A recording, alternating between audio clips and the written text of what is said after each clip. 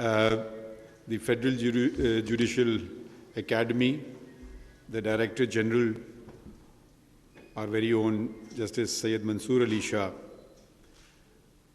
When I became Chief Justice, I discovered that amongst my other duties, as opposed to being just the Chief Justice of Pakistan, was also to be the the chairman of the board of the Federal Judicial Academy. It's a very high-powered board. I'm the Chief Justice is the chairman, the Minister for Law is the vice chairman, and the Attorney General is a member. The Chief Justices of the provinces and Islamabad are also members. The Secretary, Ministry of Law is a member, and the Director General of the Federal Judicial Academy. Immediately upon assuming my position as Chief Justice on the 25th of September 2023, one of the very first acts I did was to call a meeting of the Board of Governors, which has not been held for a considerable period of time. And the first two duties that I had to perform was, the first one was to select a Director General of the Federal Judicial Academy. I interviewed 4 candidates, and Hayat Ali Shah Sahab was selected as the Director General of this academy. The other task, knowing that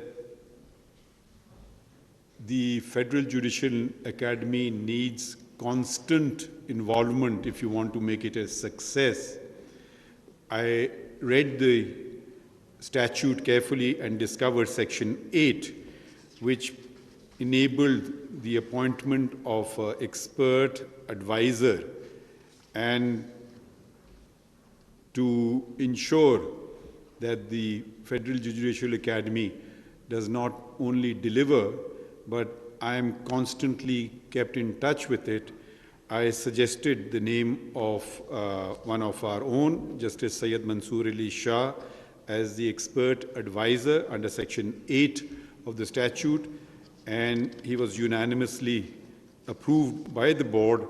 And in addition to his duties, he performs this function as expert advisor pro bono basis.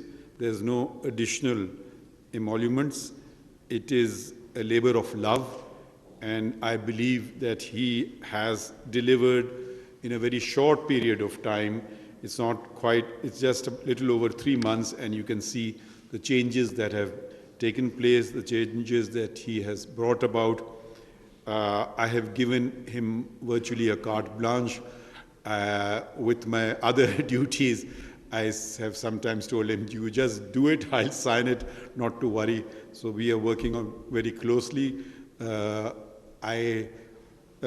He is performing wonderfully, and I wish him continuous success, because in the success of this academy lies the success of all of us as an institution to deliver justice throughout Pakistan.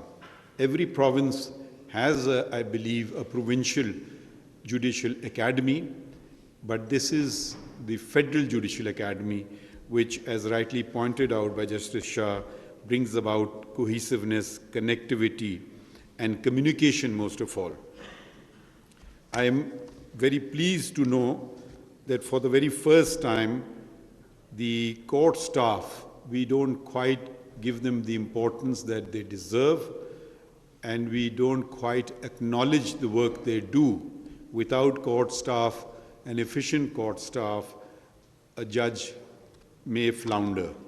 So the 48,000 court staff that were hitherto before ignored are now have come on to the radar of the Federal Judicial Academy. And I would suggest to the Chief Justices of the provinces and the Islamabad Capital Territory as well to ensure that they also receive the requisite training in their academies, and they can maybe copy what has been done at the Federal Judicial Academy and add to it with regard to their own particular requirements. Then we have 3,200 judges throughout Pakistan in the district judiciary. of which a sizable number, I'm happy to note, 500 are ladies, and they also require training from time to time.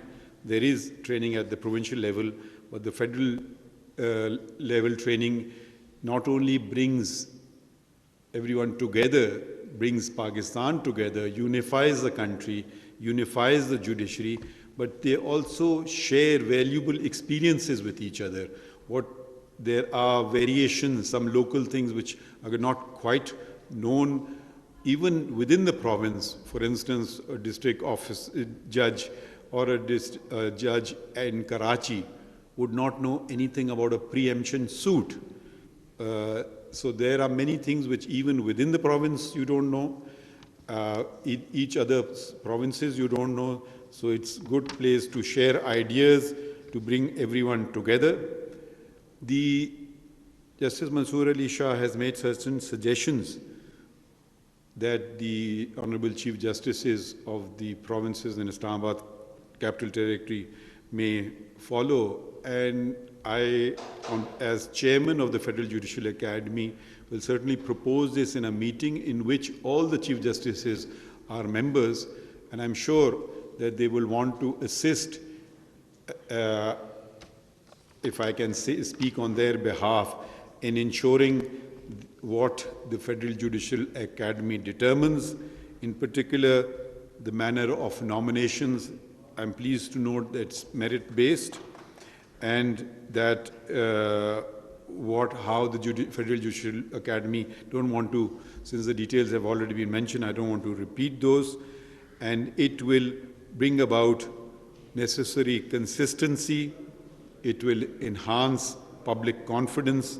After all, the first place of interaction of a litigant is not with the High Court or with the Supreme Court. It is with the civil judge, with the judicial magistrate. And we want to make them to raise their status to a position where further appeals stop.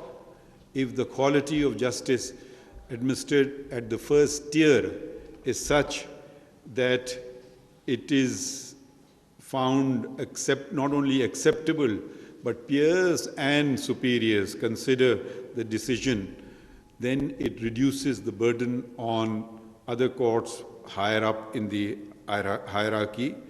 And this concept that has developed in the country of taking virtually every matter right up to the Supreme Court before one is satisfied must come to an end if we want the system to survive. We must also ensure that the frivolous kind of litigation or no consequence litigation, what do I have to lose to go to the Supreme Court? At the worst, my case will be dismissed. That should also be repelled, and costs, and where necessary, substantial costs should be imposed to discourage this kind of litigation where you think you do have nothing to lose. A tenant may say, okay, fine, I'll continue staying in the premises for another 20 years. Eventually, I will be told by the Supreme Court to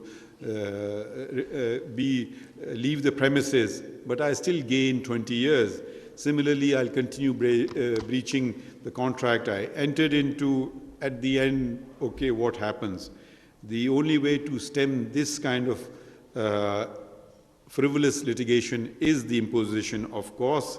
Of course, these have to be done in a way which is uniform amongst all. It should not be too much of a variant. One judge does it, another judge doesn't do it, another judge imposes very heavy costs, and such and so forth.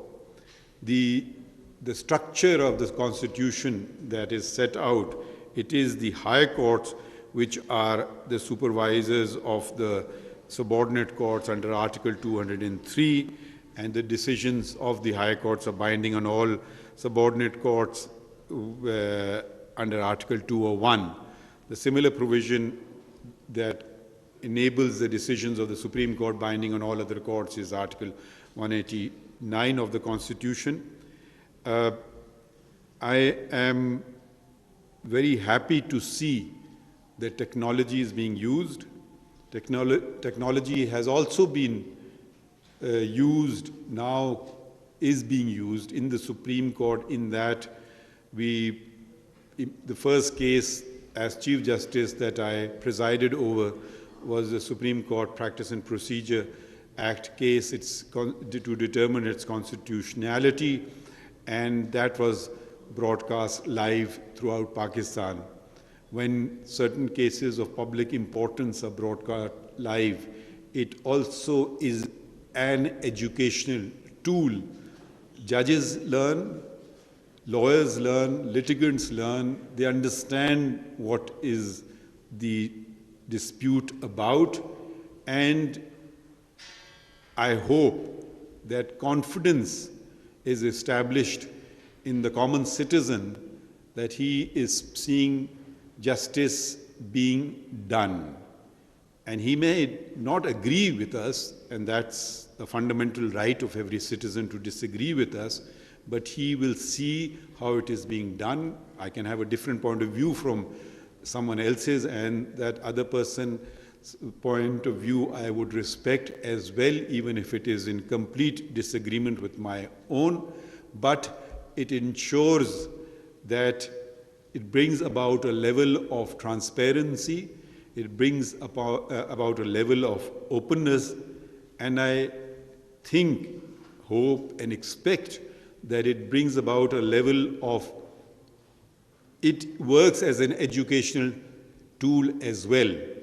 There are, of course, downsides for judges, including myself, because when I go home, my wife says, you are slouching, you are not sitting properly. So there are downsides to it as well. So, but that is for us to suffer, and not for others. Previously, we weren't too bothered about these things, but one has to be a bit more cautious. I'm very happy to know that technology, how it's being used, and technology is a tool, just as the qalam mentioned in the Holy Quran was a tool. Now we have further technology, and we must use these tools to gain knowledge. And what does a judge possess? A judge possesses primarily, he should know the law and as much of it as possible, so that helps in making him or her a better judge. So I'm very happy about the WhatsApp groups that had been, and I'm particularly pleased to note that it is not what the Federal Judicial Academy determines the judges required to be taught or be provided expertise in, but the demand is now coming from the judges in the training need assessment, abbreviated as TNA. And this is very good because I don't know something, I reach out, and the Federal Judicial Academy, if it thinks that there are a considerable number of people who want to be assisted in this regard, they make a program and reach out to them and train them in that regard. I'm very happy that excursions are also being provided by the Academy. I would stress one aspect, if I may recommend to Justice Shah and to the Director General of the Academy, which is the future really, and that is being aware of the environment, being aware of environmental problems, learning of conservation, preserving limited resources, pollution, climate change. Because if we do not conserve the environment, then there is no future. That is fundamental, not just for this generation, but if you care about your children and grandchildren, this is something you have to. It's no longer optional, you must. You must also teach them to use the wonderful things called legs provided by the Almighty, and use less and less of motor cars. Cycles are also a very good option. Conserves waste of imported fuel, adding to the greenhouse gases, etc. I have, there is other kinds of waste also which I would suggest and recommend that it should not be used. I saw plaques of, I had forbidden a plaque of mine being put up anywhere in Balochistan when I was Chief Justice Balochistan, and the Director General, I can direct not to put up any plaque with my name on it. So this is a complete waste of resources. If people have done something wonderful, the coming generations, their peers, will remember them in their hearts, and that's the best way to remember them, and not waste a piece of metal or paint and put it on a wall. That's not how we should be remembered. We should be remembered in